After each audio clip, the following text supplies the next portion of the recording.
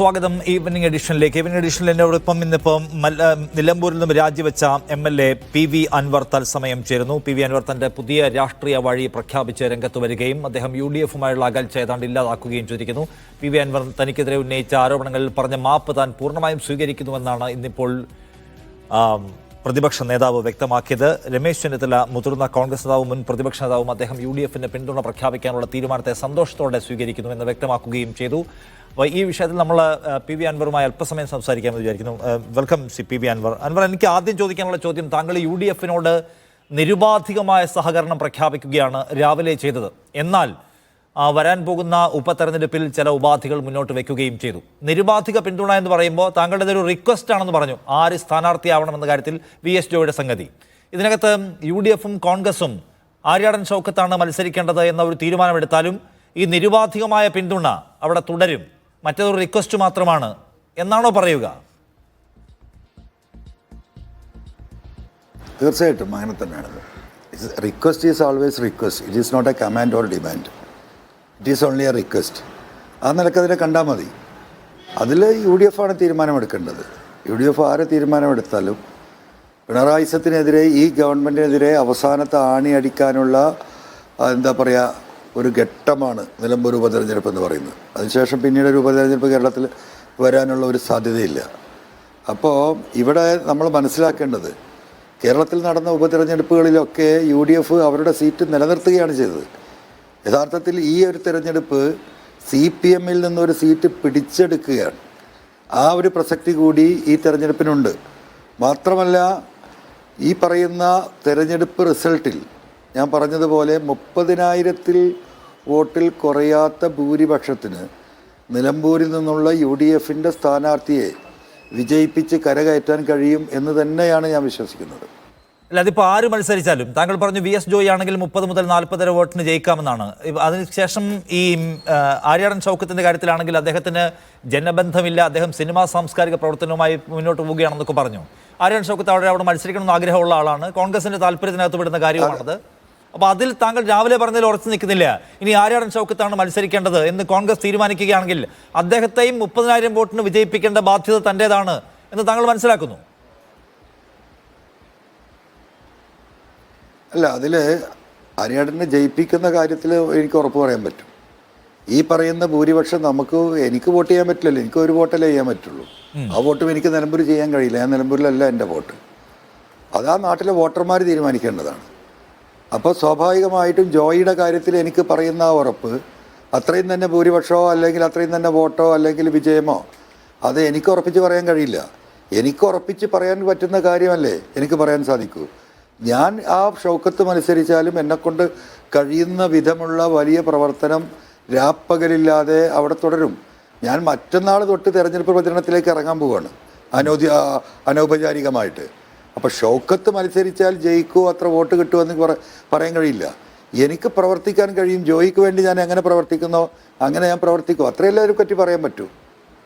Okay, ഷൗക്കത്തിനേക്കാളും മികച്ച സ്ഥാനാർത്ഥി ജോയി ആണെന്ന് നിലപാടിൽ ഉറച്ചു നിൽക്കുകയാണ്. അല്ല, ഇതിനകത്ത് ഇപ്പം ഈ എന്താണ്, കോൺഗ്രസുമായിട്ട് എല്ലാ തരത്തിലുള്ള പ്രശ്നങ്ങളും അവസാനിപ്പിക്കുന്നു, പറയേണ്ട സ്ഥലത്ത് മാപ്പ് പറയുന്നു, തിരുത്തു പറയേണ്ട സ്ഥലത്ത് തിരുത്തു പറയുന്നു, മുസ്ലിം ലീഗിനെ കുറിച്ച് താങ്കൾ നല്ല വാചകങ്ങൾ പറയുന്നു. അതിനിടയ്ക്ക് ഈ ആര്യാടൻ ഷൗക്കത്തുമായി ബന്ധപ്പെട്ട പ്രശ്നത്തിനകത്തും ഈ ഒരു കുറച്ചൊന്ന് കടന്നുപോയി പറഞ്ഞു എന്ന് തോന്നുന്നുണ്ടോ ഇപ്പോൾ വൈകുന്നേരം ആവുമ്പോൾ?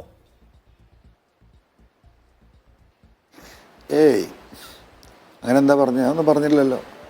അദ്ദേഹം ഒരു എഴുത്തുകാരനാണ്, അദ്ദേഹം കഥ എഴുതുന്ന ആളാണ്, സാംസ്കാരിക നായകനാണ്. അയാളെക്കുറിച്ച് നല്ലത് മാത്രമല്ലേ ഞാൻ പറഞ്ഞിട്ടുള്ളൂ. എന്തിനാണ് അദ്ദേഹത്തെ ബുദ്ധിമുട്ടിക്കുന്നത്? കഥ എഴുതിക്കോട്ടെ എന്നല്ലേ പറഞ്ഞത്. എന്ത് മോശമാണ് പറഞ്ഞത്? ഞാൻ വളരെ സ്നേഹത്തോടു കൂടി, എനിക്ക് അദ്ദേഹത്തോട് സ്നേഹമുണ്ട്. അതുകൊണ്ടാണ് ഓരോരുത്തർക്കും ഓരോ തൊഴിലും കാര്യങ്ങളുണ്ടല്ലോ. ഏതിലാണോ മികവ്, ആ മികവ് പ്രകടിപ്പിക്കാൻ നമ്മൾ പ്രോത്സാഹിപ്പിക്കുകയല്ലേ വേണ്ടത്. അത്രയേ ഞാൻ ആ കാര്യത്തിൽ ചെയ്തിട്ടുള്ളൂ. നിങ്ങളൊക്കെയാണത് തെറ്റായി എന്താ പറയുക, പല അർത്ഥങ്ങളും അതിന് കൊടുത്തിട്ടുള്ളത്. ഞാനത് എന്താ പറയുക, വളരെ നേർക്കുനേരമുള്ള അഭിപ്രായ പ്രകടനം നടത്തിയെന്നേ ഉള്ളൂ. ഇപ്പം ഇന്നിപ്പോൾ ഈ രാജിവെക്കുന്ന പ്രഖ്യാപനത്തിന് ശേഷം ഞാൻ നിലമ്പൂരിൽ മത്സരിക്കുന്നില്ല എന്ന് താങ്കൾ പ്രഖ്യാപിക്കുന്നു. ഇപ്പോൾ കോൺഗ്രസുമായിട്ട് ഒരു ബെറ്റർ റിലേഷൻഷിപ്പ് ഉണ്ടാക്കി കഴിഞ്ഞിരിക്കുന്നു എന്ന് വേണമെങ്കിൽ പറയാം. അങ്ങനെ ഒരു നല്ല ബന്ധം ഉണ്ടാക്കി താങ്കൾ തന്നെ മത്സരിക്കാം എന്നൊരു തീരുമാനം എന്തേ വേണ്ടെന്ന് വെച്ചത്? അല്ല, എനിക്ക് അവിടെ മത്സരിച്ച് ജയിക്കാനാണെങ്കിൽ എനിക്ക് രാജിവെക്കണ്ടല്ലോ. അതാണ് ആദ്യം ഒന്ന് മനസ്സിലാക്കേണ്ടത്. രണ്ടാമത് ഇനിയിപ്പോൾ മത്സരിച്ച് ഞാൻ വീണ്ടും രാജിവെച്ചു വീണ്ടും അവിടെ മത്സരിക്കുക എന്ന് പറഞ്ഞാൽ ഒരു 3-4 മാസത്തെ എഫർട്ടാണിത്. ആകെ 14-15 മാസമാണ്, 481 ദിവസമാണ് പിണറായി സത്തെ താഴെ ഇറക്കാനുള്ള സമയം. എന്നെ സംബന്ധിച്ച് ഞാൻ പറഞ്ഞ കാര്യങ്ങൾ ഈ മലയോര മേഖലയിലെ ജനങ്ങൾ, അവിടുത്തെ ആദിവാസികൾ, അവിടുത്തെ ട്രൈബ്സ്, അവിടുത്തെ കർഷക സംഘടനകൾ, ഇത്തരത്തിലുള്ള മുഴുവൻ ആളുകളെയും ഈ സർക്കാരിനെതിരെ സ്വരൂപിക്കാനുള്ള ഒരു പോരാട്ടത്തിനാണ് ഞാൻ മെനക്കെട്ട് ഇറങ്ങിയിരിക്കുന്നത്. ഈ ആളുകളെയൊക്കെ പോയി കാണണം, അവരെ സംഘടിപ്പിക്കണം, അവിടെ പാർട്ടി ഉണ്ടാക്കണം, സംവിധാനങ്ങൾ ഉണ്ടാക്കണം. ഇതിന് പ്രബലമായിട്ട് ഓടാനുള്ളൊരു വ്യക്തി ഞാനാണ്. കൂട്ടത്തിൽ പലരും ഇനി വരുമായിരിക്കാം. പക്ഷേ അപ്പോൾ ഞാൻ അങ്ങനെ ഒരു വലിയ ദൗത്യം സ്വയം മനസ്സുകൊണ്ട് ഏറ്റെടുത്തിട്ട് ഞാൻ ഈ തെരഞ്ഞെടുപ്പിൻ്റെ പിന്നാലെ പോയാൽ എങ്ങനെ ഉണ്ടാകും?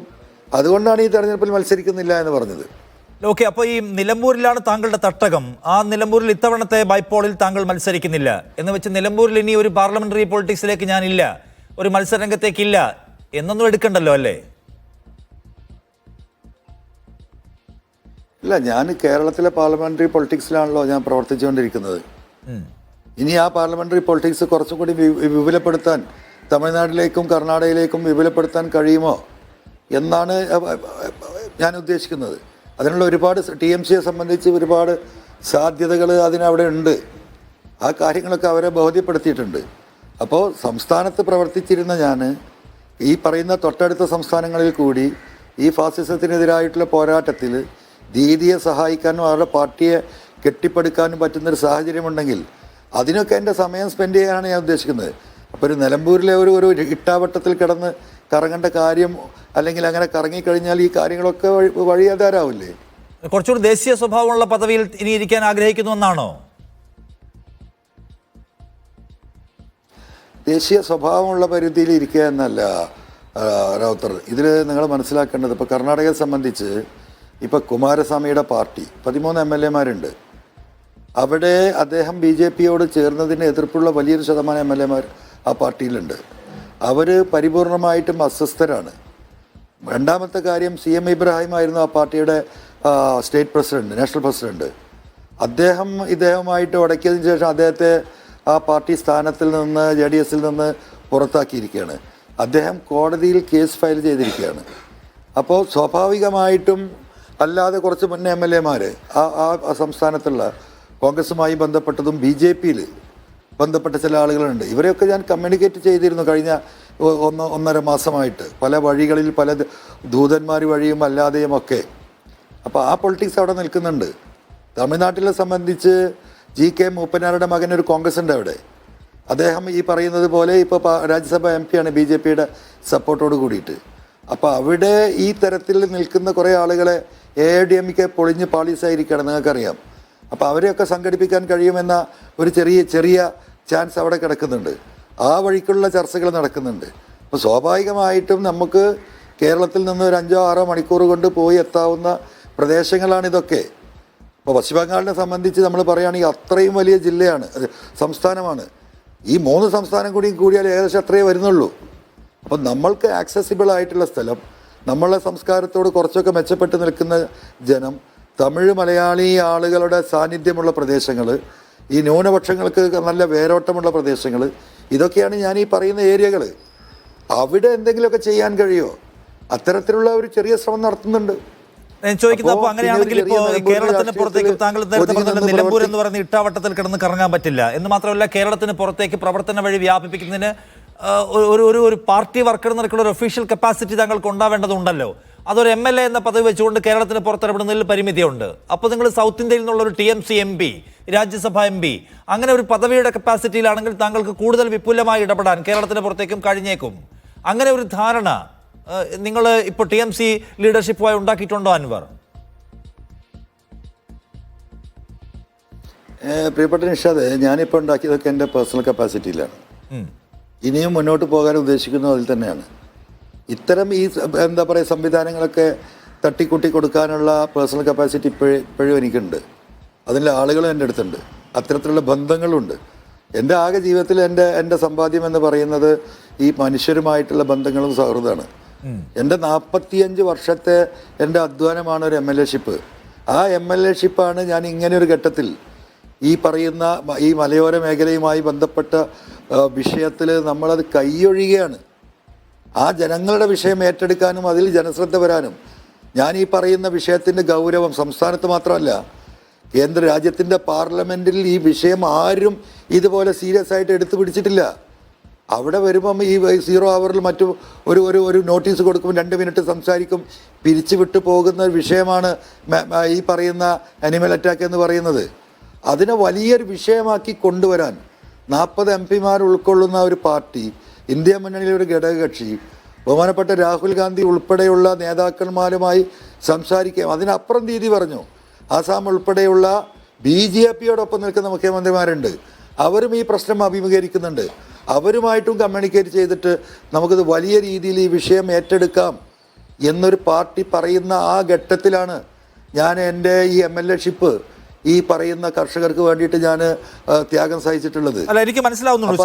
ഞാൻ ചോദിക്കുന്നത്, ഈ നേരത്തെ താങ്കൾ രാവിലത്തെ വാർത്താ സമ്മേളനത്തിൽ പറഞ്ഞത് പശ്ചിമ ബംഗാളിൽ ഈ പറയുന്ന അനിമൽ കോൺഫ്ലിക്റ്റ് ഒരു പ്രധാനപ്പെട്ട പ്രശ്നമല്ല, പക്ഷേ ഇവിടെയാണ്, തമിഴ്നാട്ടിലും കേരളത്തിലും കർണാടകയിലും ഒക്കെ അത് പ്രധാനപ്പെട്ട വിഷയമാണ്. താങ്കൾ പറയുന്നു അത് നമ്മൾ പാർലമെന്റിൽ വലിയ ശബ്ദത്തിൽ ഉന്നയിക്കേണ്ടതുണ്ട്. അപ്പോൾ സൗത്ത് ഇന്ത്യയിലുള്ള ഈ പ്രശ്നത്തിന്റെ ഒരു ശബ്ദം പാർലമെന്റിൽ കേൾപ്പിക്കാൻ പാർലമെന്റിൽ റെപ്രസെന്റേറ്റീവ് ഉണ്ടാവുക എന്നത് പ്രധാനമാണ്. ഞാൻ ചോദിക്കുന്നത്, ആ തരത്തിൽ കുറച്ചുകൂടി വലിയ ശബ്ദമാവുക ദേശീയ സ്വഭാവത്തിൽ, അതാണോ ഇനി അൻവർ ലക്ഷ്യമാക്കുന്ന സംഗതി? ഇവർ MLA പദവിയിൽ നിന്നുകൊണ്ടല്ല, അതിനപ്പുറം പോവേണ്ടതുണ്ട് ദേശീയ തലത്തിൽ ഈ പ്രശ്നം ഉയർത്തി കേൾപ്പിക്കാൻ. അപ്പോൾ അതിനാവശ്യമായ പദവികളും ഒരുപക്ഷെ വേണ്ടി വന്നേക്കുമല്ലോ. അങ്ങനെ പ്രതീക്ഷിക്കാമോ എന്നാണ് ഞാൻ ചോദിക്കുന്നത്. ഇല്ല ഒരിക്കലും അങ്ങനെ പ്രതീക്ഷിക്കാൻ ഞാൻ അങ്ങനെ കണക്ക് കൂട്ടിയിട്ടില്ല. ഞാൻ അങ്ങനെ കണക്ക് കൂട്ടുന്നില്ല.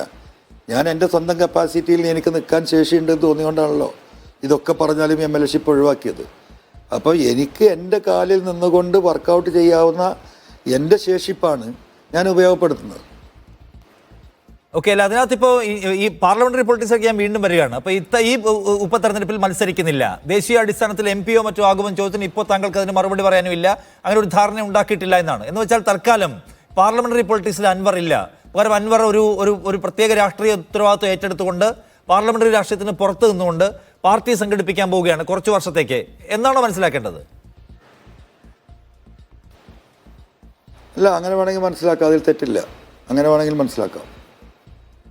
തിരിച്ചു മനസ്സിലാക്കിയാലും താങ്കൾക്ക് എതിരഭിപ്രായമൊന്നും ഉണ്ടാവില്ല. എന്ന് വെച്ചാൽ ഇപ്പോൾ ഈ ഉപതെരഞ്ഞെടുപ്പിൽ മത്സരിക്കുന്നില്ല എന്ന് പറഞ്ഞാൽ ഇപ്പോൾ ഈ ഉപതെരഞ്ഞെടുപ്പിൽ മത്സരിക്കുന്നില്ല എന്ന് മാത്രം മനസ്സിലാക്കിയാൽ മതി എന്നും ആകാമല്ലോ.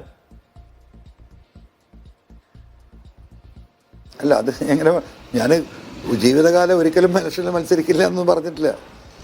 ഞാനിപ്പോൾ ഈ പറയുന്ന ഉപതെരഞ്ഞെടുപ്പും വരാനിരിക്കുന്ന തെരഞ്ഞെടുപ്പ് മാത്രമാണ് ഇതിൻ്റെ മുന്നിലുള്ള പ്രധാന വിഷയം. അല്ലാതെ ഒരു രാഷ്ട്രീയക്കാരനോ ഒരു പൊതുപ്രവർത്തകനെ പാർലമെൻറ്റിലോ അല്ലെങ്കിൽ അസംബ്ലിയിലോ റെപ്രസെൻറ്റ് ചെയ്യാതെ ഈ പറയുന്ന ജനങ്ങളുടെ വികാരങ്ങൾ അവനാൻ ഉദ്ദേശിക്കുന്ന വിധത്തിൽ പ്രസന്റ് ചെയ്യാൻ കഴിയുമോ? മറ്റവരെ ഏൽപ്പിക്കാനല്ലേ സാധിക്കും.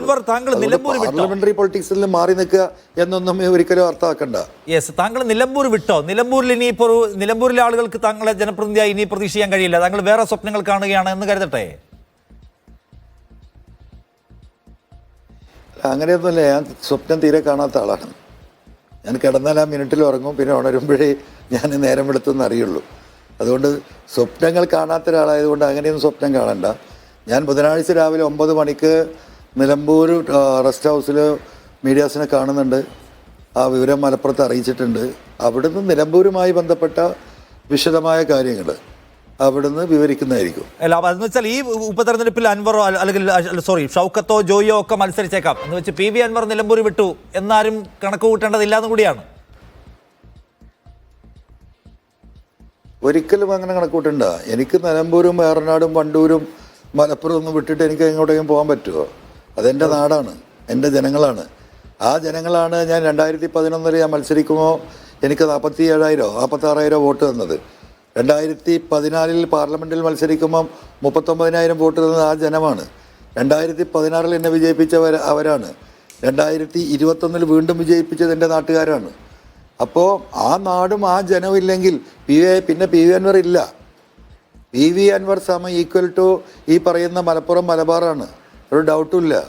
അതിൽ എന്നെ 2 കൈയും നീട്ടി സ്വീകരിച്ച നിലമ്പൂർക്കാർ എന്ന് പറയുന്നത് എൻ്റെ ഹൃദയത്തിൻ്റെ ഭാഗമാണ്. അതിലൊന്നും ഒരു തർക്കമില്ല. യെസ്, ഇപ്പൊ ഇതിനകത്ത് ഒരു കാര്യം കൂടി ഉള്ളത്, ഇപ്പൊ CPIM-ലെ നേതാക്കൾ, ചില ആളുകൾ പിണറായി വിജയനും ശശിക്കുമെതിരായിട്ടുള്ള പോരാട്ടത്തിൽ ധാർമ്മികമായ പിന്തുണ നൽകി, അല്ലെങ്കിൽ ചില ഉപദേശങ്ങൾ നൽകി എന്ന് രാവിലെ പറഞ്ഞുവല്ലോ. അത്രയും പറഞ്ഞ് അവസാനിപ്പിച്ചതല്ലാതെ അതിന്റെ വിശദാംശങ്ങളിലേക്ക് പോകാൻ താങ്കൾ തയ്യാറായില്ല. പക്ഷേ അൻവർ താങ്കളുടെ വിശ്വാസ്യത ഉയർത്തിപ്പിടിക്കുന്നതിന് കുറച്ചുകൂടി സോളിഡ് ആയിട്ടുള്ള വിവരങ്ങൾ ജനങ്ങളുമായി പങ്കുവെക്കേണ്ടതുണ്ട് എന്ന് തോന്നുന്നില്ലേ? ഇല്ല, അങ്ങനെ സോളിഡായിട്ടുള്ള വിവരങ്ങൾ പങ്കുവെക്കുമ്പോൾ അതിൽ വരുന്ന വിഷയം ചില ആളുകൾ ഈ സമൂഹത്തിൽ തന്നെ എന്താ പറയുക ഒന്നുമല്ലാതായി പോകും. അപ്പോൾ സ്വാഭാവികമായിട്ടും അങ്ങനെ ഇരിക്കുന്ന ആളുകൾ ഈ എന്താ പറയുക അവരുടെ ജീവിത സാഹചര്യം തന്നെ ആകെ മറിഞ്ഞു പോകും. അങ്ങനെ വെറുതെ എന്താ പറയുക ആവശ്യമില്ലാതെ ഞാൻ പറഞ്ഞതിൽ കുറച്ച് ക്ലാരിറ്റി കുറവുണ്ടെങ്കിൽ ഉണ്ടായിക്കോട്ടെ, ഞാൻ സഹിച്ചാൽ മതിയല്ലോ. എന്നാൽ മറ്റൊരാൾ അല്ലെങ്കിൽ മറ്റു കുറേ ആളുകൾ ഈ വിഷയത്തിൽ അവരുടെ പൊളിറ്റിക്കൽ കരിയർ തന്നെ ഇല്ലാതാകുകയോ അവർ രക്തസാക്ഷികളാകുക ചെയ്യുന്ന ഒരു സാഹചര്യം സൃഷ്ടിക്കുന്നതിനേക്കാളും ഞാൻ ഇഷ്ടപ്പെടുന്നത് ഇപ്പോൾ താങ്കൾ പറഞ്ഞതുപോലെ ഞാൻ പറഞ്ഞതിൽ കുറച്ച് ക്ലാരിറ്റി കുറവുണ്ടാകും എന്ന് ആൾ വിചാരിച്ചാൽ ഞാൻ അതിനെയാണ് പ്രിഫർ ചെയ്യുന്നത്. പുറത്തിറങ്ങി വന്നതിന് ശേഷവും അൻവറുമായി മെച്ചപ്പെട്ട ബന്ധം ഏതെങ്കിലും ഒക്കെ കോണുകളിൽ നിന്ന്, പ്രത്യേകിച്ച് ഞാൻ ചോദിക്കുന്നത് CPM-നെ കുറിച്ചാണ്, അവിടെ നിന്നുള്ള ആളുകൾ ഇപ്പോഴും കീപ്പ് ചെയ്യുന്നുണ്ടോ?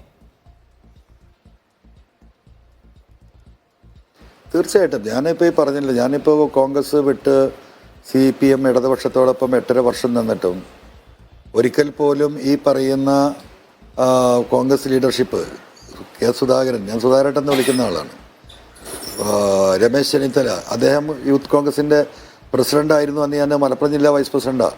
അന്ന് അദ്ദേഹത്തെ പ്രസിഡൻ്റാണ് എന്നാ വിളിക്കാതെ. മുരളീധരൻ, അദ്ദേഹത്തെ മുരളിയേട്ടാന്നാണ് വിളിച്ചിരുന്നത്. തുടങ്ങിയിട്ട് ഈ പറയുന്ന ആളുകൾ എൻ്റെ സമകാലിക രാഷ്ട്രീയത്തിൽ കൂടുതൽ രാഷ്ട്രീയമായി അടുപ്പമില്ലാതിരുന്ന ഒരു വ്യക്തിയായിരുന്നു VD സതീശൻ. കാരണം അദ്ദേഹം കുറച്ച് ചെറുപ്പമായതുകൊണ്ടുള്ള ഗ്യാപ്പുണ്ട് അതിൽ. സ്വാഭാവികമായിട്ടും ഞങ്ങൾ ആ ഒരു ഗ്യാപ്പാണ് സത്യത്തിൽ അദ്ദേഹമായിട്ടുള്ളത്. അല്ലാതെ അദ്ദേഹമായിട്ട് ഇടപഴകാനുള്ള സാഹചര്യം കോൺഗ്രസ് രാഷ്ട്രീയ കാലഘട്ടത്തിൽ എനിക്ക് വളരെ വളരെ കുറവായിരുന്നു. അദ്ദേഹം GK-യോടൊപ്പം ഉണ്ടായിരുന്ന 4-ാം ഗ്രൂപ്പിൻ്റെ ഭാഗമായിട്ട് നിന്നിരുന്ന ഒരു കാലഘട്ടത്തിലാണ് ഞങ്ങൾ പരിചയപ്പെടുന്നത് തന്നെ. അപ്പം അതിലപ്പുറമുള്ള എന്താ പറയുക ഈ വ്യക്തിപരമായ ബന്ധങ്ങളൊന്നും നമ്മൾ ഈ പറഞ്ഞ ഒരാളുമായിട്ടും ഇടതുപക്ഷത്തിൻ്റെ ഭാഗമാകുമ്പോഴും ഞാൻ വ്യക്തിപരമായി കളഞ്ഞിട്ടില്ല. അതുകൊണ്ട് ഇന്നും ആ സ്വാതന്ത്ര്യം ബന്ധപ്പെടാനുള്ള എന്താ പറയുക ആ എളുപ്പമൊക്കെ എല്ലാവർക്കും ഉള്ളതാണ്. ഈ UDF-ന്റെ ഭാഗമായി ചേർന്ന് പ്രവർത്തിക്കുമെന്ന് മനസ്സിലാക്കണം. ഇപ്പം ഇന്നിപ്പോൾ UDF-ന്റെ ഭാഗത്തു നിന്നുള്ള പ്രതികരണവും താങ്കളുടെ വാർത്താ സമ്മേളനവും എല്ലാം നിങ്ങൾക്ക് ഒരുമിച്ച് പോകാൻ തടസ്സങ്ങൾ ഏതാണ്ടെല്ലാം ഇല്ലാതാവുന്നതിൻ്റെ സൂചനയാണ് തരുന്നത്. നിങ്ങൾ എങ്ങനെയാണ് സഹകരിക്കുക, എങ്ങനെയാണ് പോവുക, ഏത് ഘട്ടം മുതലാണ് അതിനൊരു സാങ്കേതിക സ്വഭാവം കൈവരിക, ഇതിലൊക്കെ ഒരു പ്രാഥമിക ധാരണ ഉണ്ടാക്കിയോ അൻവർ? അതായത് നിങ്ങൾ ഇപ്പോൾ ഈ തദ്ദേശ തെരഞ്ഞെടുപ്പിൽ ഒരുമിച്ചുണ്ടാവുമോ? അല്ല, സ്വാഭാവികമായിട്ടും അത് ഞാൻ ആദ്യമായി ഡിക്ലെയർ ചെയ്ത് കഴിഞ്ഞ കാര്യമാണല്ലോ തെരഞ്ഞെടുപ്പിൻ്റെ. പിന്നെ UDF-ലേക്ക് ഞാൻ ഇതുവരെ ഒരു റിക്വസ്റ്റ് കൊടുത്തിട്ടില്ലല്ലോ. ഞാൻ എങ്ങനെയാണ് റിക്വസ്റ്റ് കൊടുക്കുക? വ്യക്തിപരമായിട്ട് എന്നെ എടുക്കണം എന്ന് പറഞ്ഞാൽ എന്നെ ഒരു വ്യക്തിയായിട്ട് അവർക്ക് എന്തടിസ്ഥാനത്തിലാണ് റെക്കമെൻഡേറ്റ് ചെയ്യുക? എനിക്കൊരു പൊളിറ്റിക്കൽ പ്ലാറ്റ്ഫോം ഉണ്ടായിരുന്നില്ല. ആ പൊളിറ്റിക്കൽ പ്ലാറ്റ്ഫോം ഇപ്പോൾ ഉണ്ടായി വരുന്നതേ ഉള്ളൂ. ഞാനിപ്പോൾ സ്പീക്കർക്ക് രാജി കൊടുത്ത് അദ്ദേഹം അത് സ്വീകരിക്കേണ്ടതുണ്ട്. ഞാൻ ഈ മമതാ ബാനർജിയുടെ പാർട്ടിയിൽ മെമ്പർഷിപ്പ് സ്വീകരിക്കേണ്ടതുണ്ട്. ആ പാർട്ടിയിലെ ഔദ്യോഗിക അംഗമായി മാറേണ്ടതുണ്ട്. അതൊക്കെ കഴിഞ്ഞാൽ ഇത് ഈ ഒരു പാർട്ടി സംവിധാനം ഉണ്ടാക്കേണ്ടതുണ്ട്. ആ പാർട്ടി സംവിധാനം ഉണ്ടാക്കിയാൽ ഇപ്പോൾ നിലവിലുള്ള സംവിധാനങ്ങൾ വെച്ചാണെങ്കിൽ തന്നെ 2-3 ദിവസം ആ കാര്യങ്ങളെക്കുറിച്ച് ഒരു കൂടിയാലോചന നടത്തേണ്ടതുണ്ട്. ആ കൂടിയാലോചനയ്ക്ക് ശേഷം വേണം ഞങ്ങൾക്കൊരു റിക്വസ്റ്റ് കൊടുക്കാൻ UDF-ൽ ഇന്ന കാരണം കൊണ്ട് ഞങ്ങളെ പരിഗണിക്കണമെന്ന് പറയാൻ. ആ സാഹചര്യം ഒരുങ്ങിയാലല്ലേ UDF-നെ സംബന്ധിച്ച് ഔദ്യോഗികമായിട്ട് എടുക്കണോ വേണ്ടേ എന്ന് തീരുമാനിക്കാൻ സാധിക്കുള്ളൂ. അതിൻ്റെ ഇടക്കാണല്ലോ ഈ കൺഫ്യൂഷൻസ് മുഴുവൻ വാർത്തകളായി വരുന്നതും ചർച്ചകളായി വരുന്നതും. അതിലൊരു അടിസ്ഥാനമില്ല. ആ അടിസ്ഥാനം ഉണ്ടാക്കി വരികയാണ് ഞങ്ങൾ. ആ അടിസ്ഥാനം ഉണ്ടാക്കി കഴിഞ്ഞതിന് ശേഷം UDF ലീഡർഷിപ്പിന് ഞങ്ങൾ റിക്വസ്റ്റ് കൊടുക്കും. UDF-ലെ ഘടകകക്ഷി നേതാക്കളുമായി നേരിൽ കാണും, അവരുമായി സംസാരിക്കും, അവർക്ക് കൊടുക്കേണ്ട കത്ത് അവർക്ക് കൊടുക്കും. എന്നിട്ട് UDF ലീഡർഷിപ്പല്ലേ ഇത് ആലോചിച്ച് തീരുമാനിക്കേണ്ടത്. അതിന് കുറച്ച് സമയം എടുക്കുമായിരിക്കും. ശരി, ഇതിനകത്ത് ഇപ്പോൾ ഒരു കാര്യമുള്ളത്, താങ്കൾ പലതരത്തിലുള്ള രാഷ്ട്രീയമായ പരിശ്രമങ്ങൾ നടത്തി, കോൺഗ്രസുമായിട്ട് അസോസിയേറ്റ് ചെയ്യുന്നതിന് പലതരം തടസ്സങ്ങളുണ്ടായി. താങ്കൾ തന്നെ പറയുന്ന പ്രകാരം ഒരു പൊളിറ്റിക്കൽ പ്ലാറ്റ്ഫോം ഉണ്ടായാൽ മാത്രമേ UDF-മായി അസോസിയേറ്റ് ചെയ്യാൻ കഴിയൂ. അപ്പോൾ താങ്കൾ ലഭ്യമായ ഒന്ന്, അവൈലബിൾ ആയിട്ടുള്ള ഒന്ന് ഏതാണോ അതെടുത്തു. അല്ലാതെ തൃണമൂൽ കോൺഗ്രസിനെ സംബന്ധിച്ച് കേരളത്തിൽ എന്ത് രാഷ്ട്രീയ പ്രസക്തി, അതിനോട് ആളുകൾക്ക് എന്ത് വൈകാരികമായ അടുപ്പം, അതൊന്നുമില്ല. PV അൻവറിന് വ്യക്തിപരമായി UDF-മായി സഹകരിക്കുന്നതിന് ഒരു പാർട്ടി ആവശ്യമുണ്ടായിരുന്നു. അതിൽ അദ്ദേഹം കിട്ടാവുന്നതിലൊന്ന് എടുത്തു എന്ന മറ്റുള്ള വിശദീകരണത്തിന് ഇത് കാര്യമാവില്ലേ? അത് TMCയെ ഇവിടെ വളർത്താനുള്ള താങ്കളുടെ ശ്രമങ്ങൾക്ക് തുടക്കത്തിലെ തിരിച്ചടിയാവില്ലേ എന്നുകൂടി ചോദിക്കുകയാണ് ഞാൻ. ഞാൻ നിഷാദ് രാവിലെ ഇത് പറയുന്നത് കേട്ടു.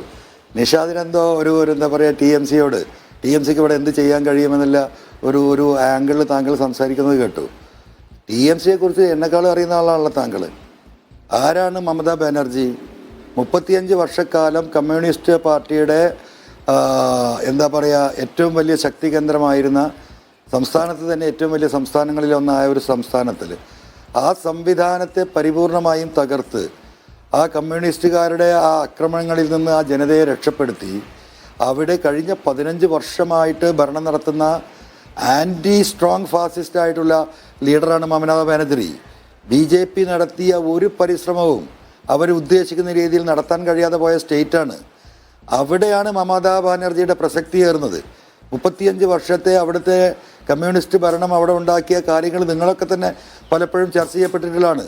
സാമൂഹികമായി പിന്നോക്കം നിൽക്കുന്ന 30% വരുന്ന ന്യൂനപക്ഷങ്ങളും ഏകദേശം 30% വരുന്ന ദളിതുകളും ട്രൈബ്സും അടക്കമുള്ള ജനവിഭാഗം വിദ്യാഭ്യാസപരമായി, സാമൂഹികമായി, സാംസ്കാരികമായി, സാമ്പത്തികമായി തകർന്നടിഞ്ഞ് എഴുത്തും വായനയും അറിയാത്ത ഒരു ജനതയായി നിന്നിരുന്ന ആ ജനതയെ കരകയറ്റിയ ധീരയായ വനിതയാണ് മമതാ ബാനർജി. മറ്റൊന്ന്, അവരുടെ ജീവിതം നിങ്ങളൊന്ന് പരിശോധിച്ച് നോക്കൂ. ഇന്ത്യയിൽ ഇന്ന് വരെ മുഖ്യമന്ത്രിയുടെ സർക്കാർ വസതി ഉപയോഗിക്കാത്ത ഇന്ത്യയിലെ ഏക മുഖ്യമന്ത്രിയാണ് അവർ. ഇന്നും അവർ ജനിച്ച ആ കൊച്ചു വീട്ടിലാണ് അവർ താമസിക്കുന്നത്. അതിനു വേണ്ടിയിട്ട് 5 പൈസ അവർ ചിലവഴിക്കുന്നില്ല. വ്യക്തിപരമായിട്ട് ഏറ്റവും ചുരുങ്ങിയ രീതിയിൽ ജീവിക്കുന്ന ഇന്ത്യയിലെ മുഖ്യമന്ത്രി ആരാണ്? ആരോട് ചോദിച്ചാലും പറയും അത് മമതാ ബാനർജിയാണ്. അങ്ങനെയുള്ള ഒരു ലീഡറെ ഇങ്ങനെയുള്ളൊരു ഘട്ടത്തിൽ അവരെ അല്ലാതെ ഞാൻ മറ്റാരെയാണ് തിരഞ്ഞെടുക്കുക? അതിലെന്ത് തെറ്റാണുള്ളത്? ശരി, ഇന്നിപ്പോൾ പക്ഷെ മുല്ലപ്പള്ളി രാമചന്ദ്രനെ പോലുള്ള മുതിർന്ന കോൺഗ്രസ് നേതാവ് പറയുന്ന ഒരു കാര്യം, നമ്മൾ ഈ തൃണമൂൽ കോൺഗ്രസ് എന്ന് പേരുള്ള ഒരു സംഘടനയെ കേരളത്തിലേക്ക് നമ്മൾ ആനയിക്കാൻ പാടില്ല.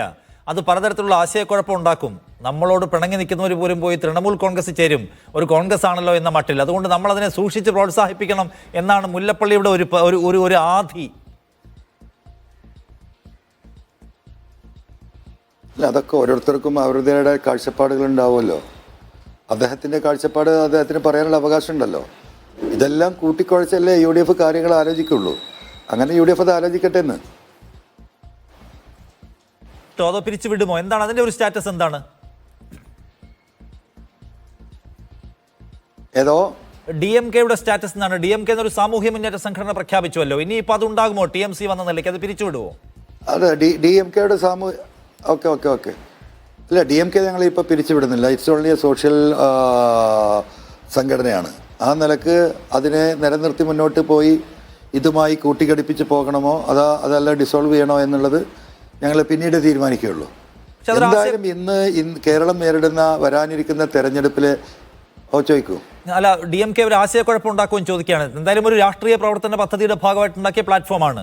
പുതിയ ഒന്നിലേക്ക് മാറുമ്പോൾ മറ്റേത് ഡിസോൾവ് ചെയ്യുന്നതല്ലേ നന്നാവുക? നിങ്ങൾക്ക് സ്വാഭാവിക സംശയം തോന്നും.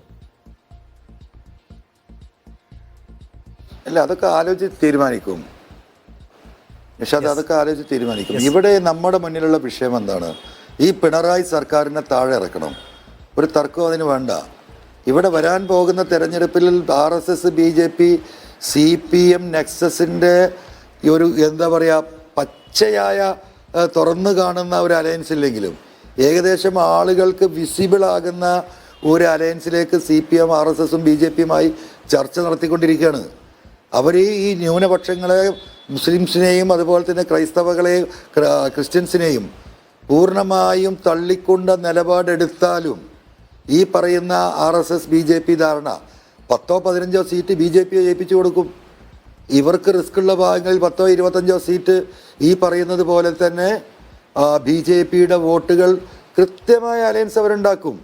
അത് ഉണ്ടാക്കും എന്നുള്ളത് വ്യക്തിപരമായി അറിയുന്ന ആളാണ് ഞാൻ മുമ്പ് ഒരു പത്രസമ്മേളനത്തിൽ ഇത് പറഞ്ഞിട്ടുള്ളതാണ്. അങ്ങനെ ഒരു ചർച്ച നടന്ന് ഈ കഴിഞ്ഞ പാർലമെൻറ്റ് തെരഞ്ഞെടുപ്പായിരുന്നു അതിൻ്റെ അവസാനത്തെ ബാരിക്കേഡ്.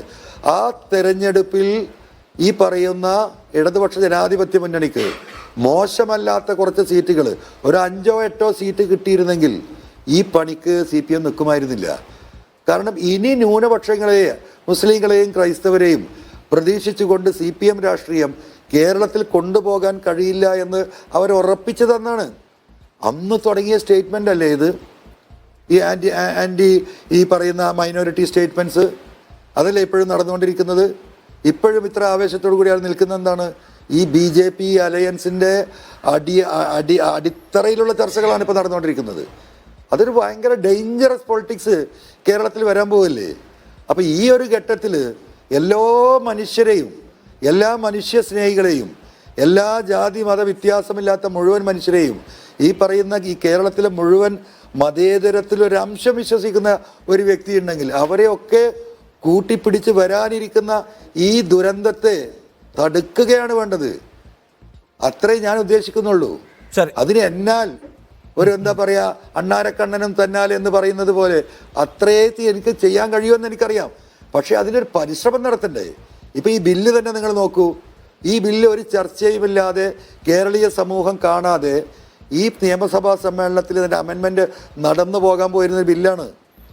ഈ ഒരു റിസ്ക് എടുത്ത് ഈ സാധനം പുറത്ത് കൊണ്ടുവന്ന് ഈ ഒരു ഘട്ടത്തിൽ ഇത് എത്തിച്ചില്ലായിരുന്നെങ്കിൽ ആരാ ഇതിനെതിരെ പ്രതിഷേധിക്കുക?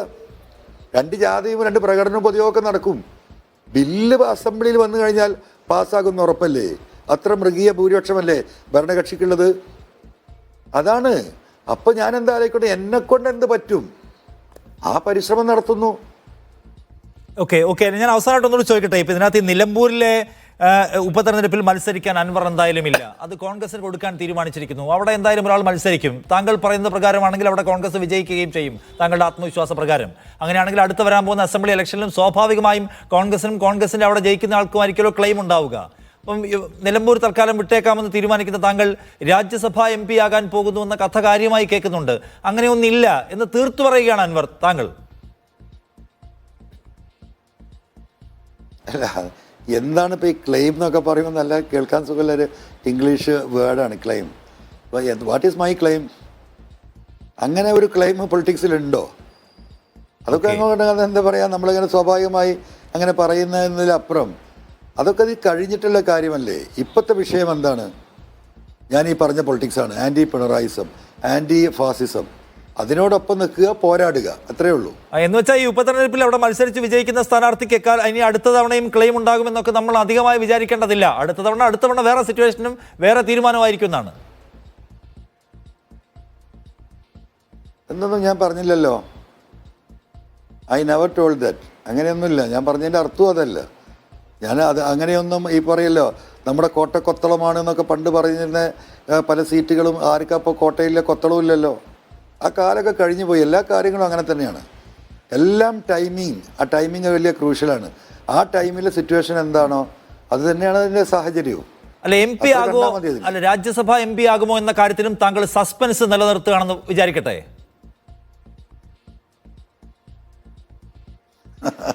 എന്ത് പറയാനാ? ഇല്ലെന്ന് പറയുന്നില്ല, അതുകൊണ്ട് ചോദിക്കാനാണ്. ഇല്ലെന്ന് പറയുന്നില്ല, ചോദിക്കാക്കിട്ടേ അടങ്ങുമെന്ന്.